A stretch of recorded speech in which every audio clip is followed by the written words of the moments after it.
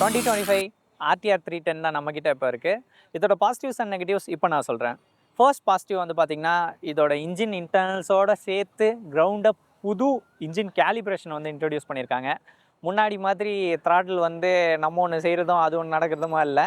நீங்கள் கனெக்ஷன் வந்து பெட்டராக இருக்குது. நீங்கள் ஓப்பன் பண்ணிங்கன்னா ப்ராப்பராக ஓப்பன் ஆகுது, ஷட் பண்ணிங்கன்னா ப்ராப்பராக ஷட் ஆகுது. அண்ட் தென் டிவிஎஸ் வந்து பார்த்திங்கன்னா இதை இன்னும் கொஞ்சம் செடேட்டாக காமாக மாற்றுறதுக்கு ஆர்ஆர்லேருந்து ஸ்ப்ராகேட்டா 42 டீத் அப்படியே தூக்கி போட்டிருக்காங்க. அது மட்டும் இல்லாமல் இந்த புது கேலிப்ரேஷனோட அந்த கியரிங்கோடு சேர்த்து வண்டி வந்து இன்னும் கொஞ்சம் காமராக, இன்னும் கொஞ்சம் அந்த ஃப்ரான்டிக் நேச்சர் இல்லாமல் இருக்குது. பழைய ஆர்டிஆர் வந்து பார்த்திங்கன்னா நினச்ச நேரத்தில் டக்கு டக்குன்னு வீல் ஸ்பின் ஆகிட்டே இருக்கும். இது வந்து மோர் லிவபிளாக இருக்குது. செகண்ட் பாசிட்டிவ் வந்து பார்த்திங்கன்னா, நான் பழைய வண்டி ஓட்டும் போது அதிகமாக கம்ப்ளைண்ட் பண்ணியிருப்பேன். அந்த த்ராட்டிலோட சேர்த்து இந்த ஃபோர்க் வந்து இறங்கவே மாட்டேங்குது, என்ன தான் நான் ட்ரை பண்ணாலும் எவ்வளோ நான் அட்ஜஸ்ட் பண்ணாலும் எதுவுமே நடக்க மாட்டேங்குதுன்னு கம்ப்ளைண்ட் பண்ணியிருப்பேன். பட் என்னை கேட்டிங்கன்னா, இப்போ இந்த மோட்டர் சைக்கிளை ரீடிசைன் பண்ண ஃபோக்ஸ் வந்து பார்த்திங்கன்னா, அதுக்கு கிட்டத்தட்ட அந்த பார்டர் லைனில் அதுக்கு ஆப்போசிட்டில் போயிடுச்சுன்னு நினைக்கிறேன். நல்லா சாஃப்டாக இருக்குது. ரோட்டில் ரைட் பண்ணும்போது பள்ளமேடு தெரியவே இல்லை.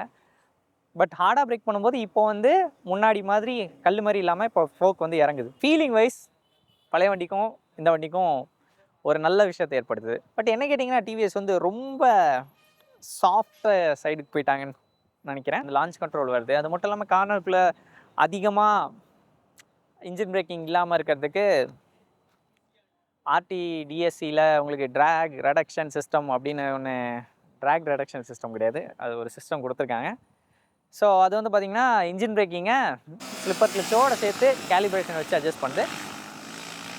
வித்தியாசமாக இருக்குது. So coming on to the negatives. First negative வந்து பார்த்திங்கன்னா, எனக்கு பிரேக்ஸ் வந்து இன்னும் கொஞ்சம் பைட்டு தேவை.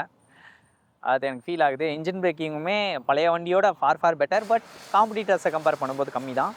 ஸோ அது ரெண்டுமே எனக்கு கொஞ்சம் ஃபீல் ஆகுது.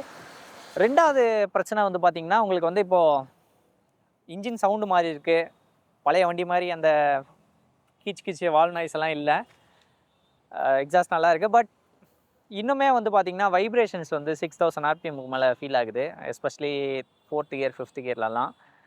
அதுக்கு ஏதாவது பண்ணியிருக்கலாம்.